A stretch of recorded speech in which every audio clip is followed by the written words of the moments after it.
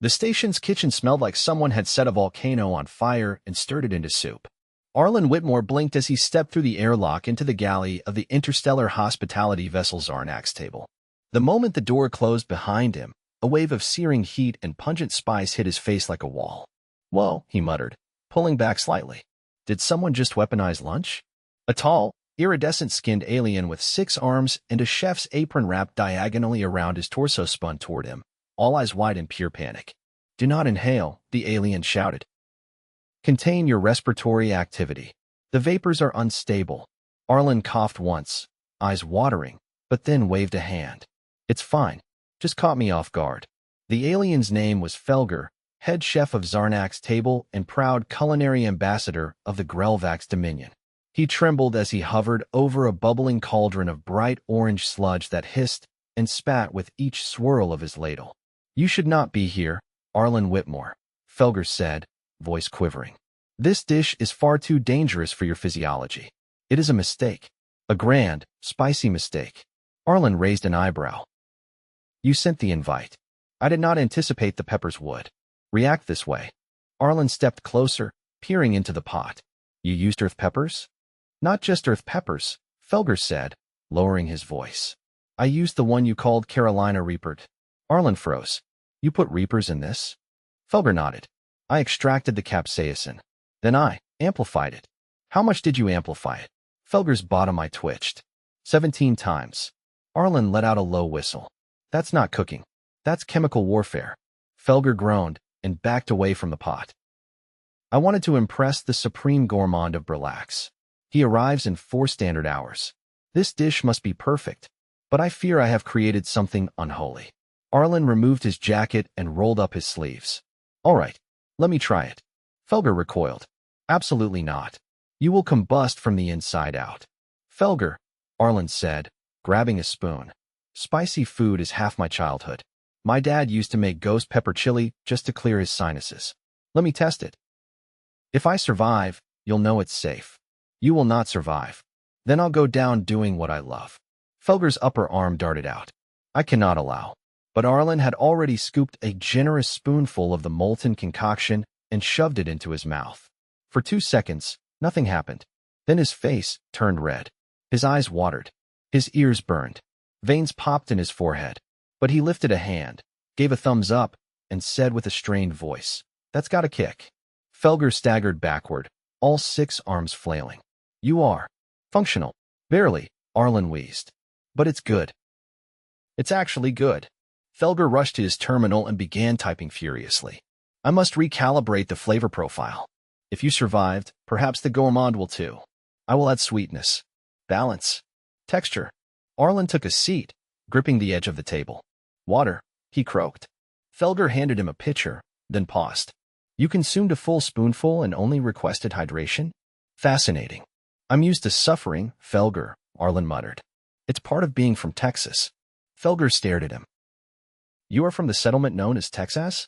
"Yup. I must visit this Texas. You'd love it. It's 90% meat and spice." Felgor looked back at the pot. "Your assistance may have saved this entire diplomatic feast." Arlen smiled weakly. "Glad I could help." By the time the Supreme Gourmand arrived, the air filtration system had been rerouted twice to keep the spice vapors from corroding the ship's ducts. A team of armored servers wheeled out the main course, Felgor's newly balanced Inferno stew.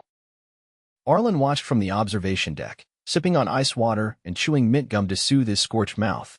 The gourmand, a silvery creature with translucent eyelids and taste buds on his fingertips, dipped a claw delicately into the stew and licked it. He froze. Felgor held his breath. Then the gourmand's eyes lit up. "Tantalizing," he proclaimed. "It burns and caresses simultaneously." Felgor collapsed into a chair, sobbing in relief. Arlen gave him a thumbs up through the glass. But the drama was far from over. Later that evening, as the gourmand toured the kitchens, he insisted on meeting the creature who had tested the dish. "I must know the being who dares eat Felgor's molten elegy without bursting into blue flame," he said. Arlen, still recovering, met the gourmand in the secondary kitchen. "You're the human?" the gourmand asked, circling him. "Last I checked. You consumed the dish and lived?" "Barely." The gourmand tilted his head. "Would you try another?" Felgor jumped in. "Absolutely not. Arlen shrugged. I mean, how bad could it be? Felgor whispered. He carries fermented axelthorn seeds. They've hospitalized 3 Elvaxians. That doesn't sound encouraging. The gourmand pulled out a small container of dark red powder. Just a sprinkle. Arlen hesitated, then accepted a piece of bread dusted with the powder and popped it into his mouth. For a moment, nothing happened. Then Arlen staggered back, clutching his stomach. Okay, he wheezed. That's worse. The gourmand leaned forward. But is it delicious? Arlen could barely speak. Kind of. Like licking a lava rock dipped in cinnamon. The gourmand howled with delight. Exquisite metaphor. You shall join my culinary tour across the Helix Quadrant. Felgor looked horrified. He is not trained in interstellar cuisine. He doesn't need training, the gourmand said. He has taste buds forged in fire. Arlen slumped against the wall. Can I at least get a nap first? The gourmand nodded. 3 standard hours of rest. Then we dine. A week later, Arlen was sitting in the galley of the Crimson Truffle, the gourmand's private cruiser, staring at a plate of wiggling blue noodles soaked in a sauce that smoked gently. He sighed. Why did I ever open my mouth? Felgor, now his reluctant culinary handler, handed him a spoon. Because you are insane. Only a little. Felgor shook his head. Humans are a paradox. Fragile yet resilient. Foolish yet daring. Arlen dipped his spoon into the noodles. We're just hungry. That's all. He took a bite, and the adventure continued. 3 weeks passed before Arlen could properly feel the roof of his mouth again. By then, he'd eaten a fermented jellyfish that sang when poked, a root stew so sour it cracked the enamel on his molars, and a dessert that triggered lucid dreams halfway through chewing. He'd also lost 7 pounds, developed a minor allergy to something called virolactone, and gained a modest following on a Trinician cooking broadcast that translated his facial expressions in real time.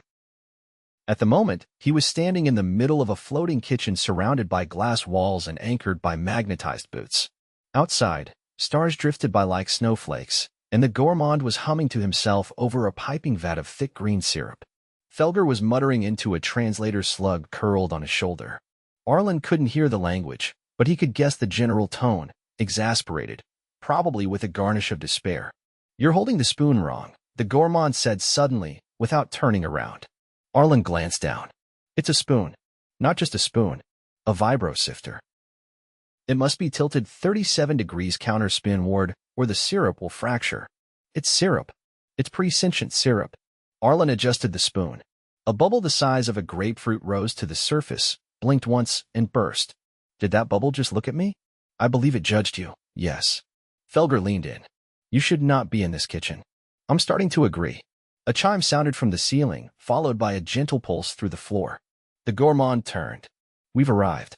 Arlen squinted through the glass. Below them, a crystalline lattice of islands floated in an endless ocean. The water shimmered with streaks of violet and gold, and the land masses pulsed faintly, as if breathing. Where the hell are we? Welcome to the feast isles of Peloth, said the gourmand, beaming. Birthplace of the edible symphony. I don't like the sound of that. You will. 2 hours later, Arlen was standing waist-deep in lukewarm water while a translucent eel coiled around his arm and gently nudged his wrist with its snout. Felgor stood on the shore, arms crossed, shaking his head. This is not cuisine, he muttered. This is a ritual. It's both, said the gourmand from atop a perch of coral shaped like a tuning fork. The eel is tasting his blood to determine the flavor note of his soul. Arlen frowned. I didn't know I had a flavor note. Yours is peppery with hints of regret. Sounds about right. The eel slid back into the water and vanished. A moment later, a cluster of bulbous fruits floated to the surface, glowing faintly blue. They grew that from my blood? Adapted from it, said the gourmand. Eat one. Arlen plucked a fruit and bit in. Immediately, the world tilted. He dropped to his knees in the water, gasping. His heart stuttered, then raced. Every nerve felt like it had been plugged into a car battery. He gripped the sand beneath him and tried to breathe. Felgor bolted forward. He's convulsing. Not convulsing, the gourmand said. Resonating. Arlen let out a strangled laugh. I think I'm vibrating in 3 directions at once. Splendid. Felgor was already digging through a medkit, pulling out injectors and a saline patch. He pressed one to Arlen's neck and hissed through clenched teeth. You should be in a biobed. Not licking soul fruit. I didn't lick it, Arlen wheezed. I chewed. That makes it worse. 10 minutes later, Arlen was lying on a hammock made of woven kelp, wrapped in a thermal blanket, sipping a cup of something that tasted like melted keys. "You're going to kill me," he said. "You're not dead," said the gourmand. "You're evolving. I just saw my fourth-grade teacher riding a comet. Memory hallucinations are a side effect. Drink more." Felgor sat beside him, holding a scanner. "Your electrolytes are shattered. Your glucose is molten. Your liver is attempting to resign. Can it do that?" "Apparently, yes." The gourmand clapped his hands. "Now, we attend the banquet." Felgor stood. "You must rest. He is unfit for public presentation." Arlen sat up. "What kind of banquet?" The gourmand grinned. "One where the guests are the ingredients." Felgor groaned. 3 hours later, Arlen was seated at a massive circular table made of petrified fungus. Around him sat 17 alien dignitaries, each wearing edible accessories that released fragrance as they spoke. The air was thick with the scent of cinnamon, ozone, and something that reminded him of a dentist's office. A server approached with a tray of gelatinous cubes. "Please explain what this is before I touch it," Arlen said. The server blinked. "Compressed neural foam from the dreaming mollusks of Tersin V. It remembers flavors." "Remembers?" "Yes. It's currently recalling roast duck. But if you chew firmly, it may switch to tiramisu." Arlen took one, bit down, and waited. "Bread pudding," he said after a moment, with a hint of anxiety. "Excellent." A shimmering diplomat to his right turned. "You are the human who survived Felgor's molten elegy?" "Allegedly." The diplomat extended a tendril. "Your pain tolerance is legendary." "It's not tolerance. It's poor decision-making." Across the table, a gelatinous ambassador tapped his own bowl. "Would you try this?" Arlen glanced at it. "What's in it?" "Nothing. It's a flavor vacuum. It extracts sensation. The first time I ate it, I forgot how to blink." Felgor leaned close. "Do not try that." Arlen hesitated. "I'm curious. You'll forget your own name.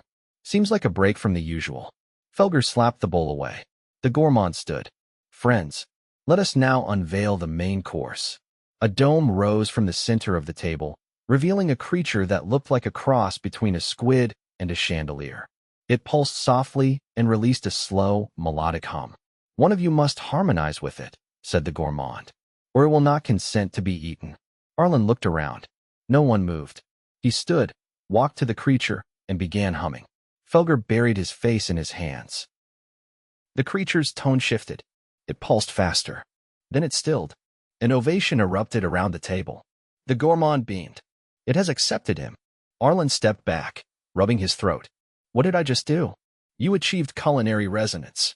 Felgor pulled him aside. "You also triggered a minor seizure. Your pupils are oscillating." Arlen blinked. That explains the double vision. Back in the cruiser, hours later, Arlen lay on a cot, staring at the ceiling. Felgor scanned him again. "Your nervous system is displaying patterns I've only seen in migratory insects. I feel fine." "You're not." "But I feel fine." "Which is worse?" The gourmand entered, holding a tiny vial. "This contains the essence of the soul fruit you consumed. We are synthesizing it into a new dish. We shall name it after you. Call it Terrible Idea." "Too late. It's labeled Human Node Alpha." Arlen sighed. Felgor tapped the scanner. "You need rest. No more experiments. No more banquets." Arlen sat up. "What's next?" The gourmand smiled. "We visit the steam jungles of Varn." Felgor shook his head. "He will not survive that." Arlen stood. "I've come this far. Might as well see what tries to eat me next." Felgor glared. "You're impossible." "Not impossible," Arlen said. "Just hungry." Arlen stepped onto the platform with a hiss of pressurized air and immediately regretted it. The atmosphere on Varn didn't just hang, it clung. It was like walking through hot soup in a wet wool suit. Steam billowed from the jungle's underbrush in rhythmic puffs, timed to some natural cycle that none of the ship's xenobiologists could explain. Above, the canopy pulsed with bioluminescent leaves, blinking in a slow, hypnotic sequence. "This place smells like a compost pile that went to college," Arlen muttered as he adjusted the filtration collar around his neck. Felgor was already scanning the flora with a handheld spectrometer. "You'll need constant hydration. The air leaches electrolytes. Do not breathe unfiltered." "I'm not licking any vines," Arlen said, raising his hands. "I learned my lesson on Peloth." A squat, six-legged guide ambled over, its skin a translucent chartreuse, and its eyes blinking asynchronously. It chirped once and gestured for the group to follow. Let's try to avoid anything that glows or pulses or sings, Arlen added. I'm still seeing flavors when I close my eyes. The gourmand, trailing behind with a satchel of utensils and a piece of parchment etched with geometric recipes, waved a dismissive hand. We are here for the mica growth. It only fruits once every 19 cycles, and its flesh must be harvested while humming the correct frequency. You'll be fine. I'm not humming anything, Arlen said. Last time I harmonized with dinner, I couldn't feel my jaw for a day. Felgor handed him a hydration pack and a small injector. If your blood pressure drops again, use this. You're still recovering from the soul fruit incident. Yeah? Well, I think my pancreas packed up and left. They pushed deeper into the jungle. The path wasn't so much a trail as a loosely agreed-upon gap between carnivorous ferns and vines that twitched if you looked at them too long. Arlen's boots squelched in the loamy ground, and his clothes clung like plastic wrap. After 2 hours, a clearing opened before them, ringed by tall stalks that resembled oversized dandelions made of coral. In the center stood a massive fungal structure towering, porous, and gently exhaling a lavender mist. That's it, the gourmand whispered. Reverent. The Trillimus. Felgor narrowed his eyes. Its spore clouds are mildly sedative. You'll both need nasal seals. Arlen already had his in. Define mildly. You won't hallucinate, Felgor said. Unless you inhale too quickly. The gourmand handed Arlen a tuning fork. Strike this when you approach. It helps the Trillimus open. Arlen took it reluctantly. You're sure it's not going to wake up and ask me riddles? It has no mouth. Only pores. Arlen stepped into the mist and struck the fork. A low hum vibrated through the air, and the mushroom shivered. A slit in its surface parted, revealing fibrous layers of deep violet and pale green. The gourmand approached with a blade shaped like a spiral. Cut cleanly, and only from the inner folds. Avoid the core. It reacts poorly. Poorly how? Spasms. Possibly ejection. That's not something I want from fungus. Arlen reached in with the blade and sliced a segment free. The flesh gave with a marshy squelch, and the core pulsed once in warning. He stepped back quickly, handing the sample to the gourmand. Felgor scanned Arlen's vitals. Heart rate elevated. No neurochemical spikes. You're stable. Good, Arlen said. Because if this thing twitches again, I'm running. They harvested 5 more segments, each time striking the fork and waiting for the mushroom to open. The gourmand wrapped each piece in a cooling pouch, carefully labeling the flavor potential and spore density. By the time they returned to the cruiser that evening, Arlen was drenched, sore, and slightly dizzy. Felgor sat him down in the medbay. Remove your boots. They're fused to my calves. Remove them anyway. Arlen peeled off the boots with a wet slurp and winced. His ankles were blotchy and red. Dermal reaction to acidic moss, Felgor said, applying a gel. You stepped off the path. I was avoiding a vine with teeth. That was a root. The teeth are decorative. Fantastic. Felgor handed him a nutrient pack. Eat this. You need to stabilize before the tasting event. I thought today was the event. No. Today was the harvest. Tomorrow we cook. The next morning, Arlen awoke to the sound of alarms, soft, melodic ones, but still intrusive. He sat up too fast and immediately regretted it. Felgor was already beside him, checking vitals. You're dehydrated again. I drank half the jungle last night. You sweated out the other half. The gourmand appeared in the doorway, holding a ladle like a scepter. The Trillimus has begun to dry. It is time. They donned thermal gloves and entered the cruiser's primary kitchen, a gleaming chamber with gravity-neutral burners and a ventilation system strong enough to suck a planet bolt. The gourmand laid out the violet fungal slices on a floating prep surface and began slicing them into tendrils. Arlen watched from a stool, sipping electrolyte broth. What's the plan? We infuse them with a reduction of Zarnac sap and a touch of crystallized salt from the polar vents. Then we sear them briefly, flash freeze, and serve with a whisper of powdered chime leaf. Sounds like a tongue twister. It's more of a lung twister, Felgor said, handing Arlen a respirator. This is for the flash freeze stage. The vapors can harden alveoli. I don't even know what those are. Be glad. The cooking began. The gourmand moved with almost balletic grace, slicing, searing, and plating while narrating the process to an invisible audience. Arlen stirred the sap reduction, watching it thicken into a syrup that shimmered like oil on water. When the dish was complete, they plated it on thin slabs of obsidian, each slice of Trillimus curled into a spiral and dusted with green powder. The tasting began in the observation lounge, a wide chamber with panoramic windows and seating designed for 17 species. The dignitaries arrived one by one, each bringing a different palate, digestive system, and cultural taboo. Arlen lingered near the back, sipping cold tea and trying not to sweat through his second shirt of the day. The first dignitary tasted the dish and exhaled a long, musical sigh. The second blinked rapidly and declared it emotionally invigorating. The third fell briefly unconscious, apparently a positive sign. The gourmand turned to Arlen. You must taste it. You harvested it. Your essence influenced its growth. I'm not eating anything that knows my blood type. Felgor nodded. He's medically unfit. I'm fine, Arlen said. I'm just not hungry for spores right now. But the gourmand was already plating a final slice. Come. One bite. Arlen took it reluctantly. The texture was soft, almost custard-like, and the flavor. He blinked. He was standing in his grandmother's kitchen. It smelled like cornbread and dust. She was humming something, stirring a pot. He opened his mouth to speak, but the image shattered. He was back in the lounge, holding an empty plate. Felgor was scanning him furiously. Mild cognitive feedback. You'll be fine. Arlen sat down hard. That was weirdly nostalgic. The gourmand smiled. It accessed your memory palette. A rare effect. The tasting concluded with unanimous approval. The Trilomus dish was declared a galactic delicacy. The gourmand's reputation soared. 2 days later, they left Varn, and Arlen returned to Zarnac's table for recovery. Felgor crossed his arms as Arlen lay in the infirmary. You should stay planetside for a while. I've had enough jungle cuisine to last a lifetime. You were lucky. Again. I keep hearing that. The gourmand entered with a parcel. This is for you. Arlen opened it. Inside was a sealed jar containing a preserved slice of Trilomus, labeled Whitmore cut. Thanks, Arlen said. I'll put it on the mantle. Felgor tossed him a nutrition bar. No more tasting missions. I'm retired, Arlen said. Until someone tries to serve lava again. They left him to rest. Arlen leaned back, closed his eyes, and smiled faintly. He was still alive. And, somehow, still hungry.